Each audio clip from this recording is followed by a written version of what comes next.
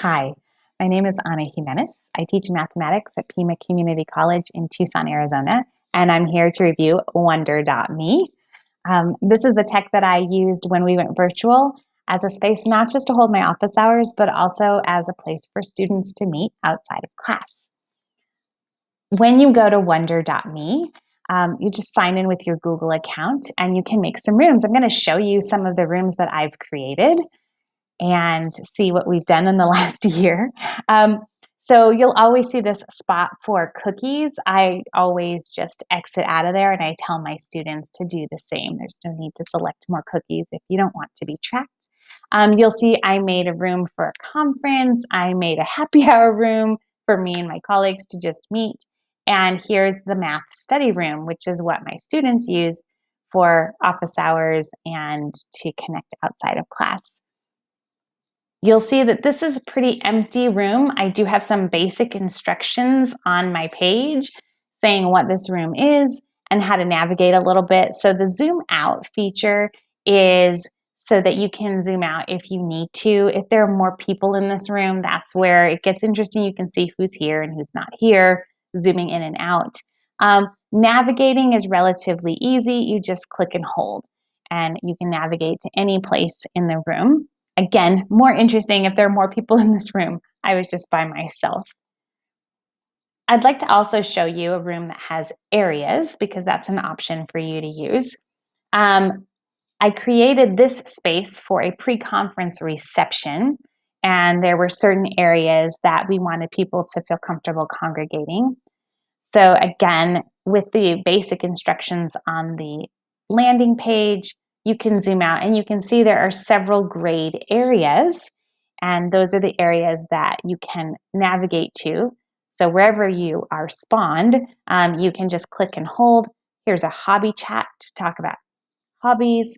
This is a game room. Somebody was in this room who was facilitating a virtual game. Got another game room. These areas can essentially have whatever kind of title you're looking for. I think you're limited to about, 11 areas, and each area can have 15 people in each circle.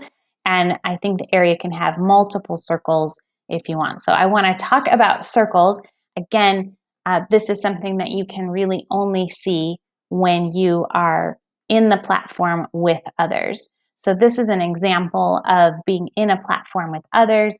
You'll see in this image over on the upper left, a circle with these 3 circles in them and these 3 participants you can see along the top. And that's essentially what happens when you get closer to a circle. When you get close to somebody else's image, it creates automatically a circle, and your microphone and your camera are activated, their microphone and camera are activated, and you can talk to each other. The really cool thing about this is that you can click and hold and go from one circle to another, or you can be by yourself if you'd like. And so I really liked this space when I was in my office hours. Students could work together. I could just be sitting off to the side. They could come to me and say, "Oh, we need help," and I could go there and help them out. So that was also really fantastic. The other thing you're going to notice on the right-hand side are some tools, and the third tool down on the right is a podium. And yeah, so you can present. And so I did, for example, present my orientation to my classes. I have a mandatory orientation for my online classes at the beginning to show them what's going on and what to expect. So I used this space and I was able to present. And when you present, everybody's microphone and everybody's camera is turned off, and the host who's at the podium gets the attention, and your microphone is going and you can present your screen and everybody sees it. They can still chat with each other. There's a table chat, so they can chat with their group, a circle chat. And then there's also a public chat, so they can shout out if you ask everyone, if you want a full participation from the whole class. So those are some really great tools, and I did use those. And at the end of the orientation, I stopped presenting and I was able to navigate from circle to circle and talk to students, and they got to know each other, and it was really great. From the get-go, I had students saying, oh, I remember meeting you at the orientation. And so it felt really great. Felt like they made some really good connections, which is what I was really wanting. So what are the pros? The pros are you can present, so that's fantastic. It is open, it's this open space. You don't have to be in the space for other people to join. Because of that, I did have it password protected, but you don't need a password. So like for the conferences, and we wanted this to be an open space for people to come and go, no password needed.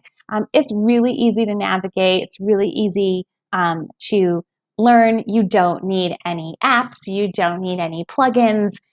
You just need a webcam and a microphone, and you're good to go. What are the cons? Well, it doesn't really work with iOS. And so when I had students who were using iOS devices, they couldn't participate, that's a deal breaker for me. So I'm hoping that they work on this. It's a new company, so I'm hoping that they have decided to work on that. The mobile, they can connect on their mobile device, even if it's an iPhone. Their camera wouldn't be activated, but they could still participate. They did need strong internet. I did have students who had sketchy internet, and so I wouldn't recommend it because it kind of kicked them out. They could get back in, and so it wasn't like they couldn't not participate, but it was a little frustrating for them when their internet went out. There's also not a recording function, and so I wouldn't hold classes here because I like to record my classes for students who aren't able to attend. So I guess my recommendation would be, if you can ensure that your participants have a desktop or a laptop, I would say absolutely use this feature. It's really great. It's a lot of fun and super easy to navigate. I used it for informal things like a happy hour, and that was great to go from table to table, circle to circle, and listen in on what people were sharing. So that was super fun. And that way you can have like up to over 1,000 participants. It's not going to feel like 1,000 participants because there are these really small circles that can only have up to 15 people. And I feel like that was much more manageable. And if you are in a situation where you think people might be using iOS devices or their internet is not strong, I probably wouldn't use Wonder.me for your group meetings. So those are my recommendations. I hope that was helpful.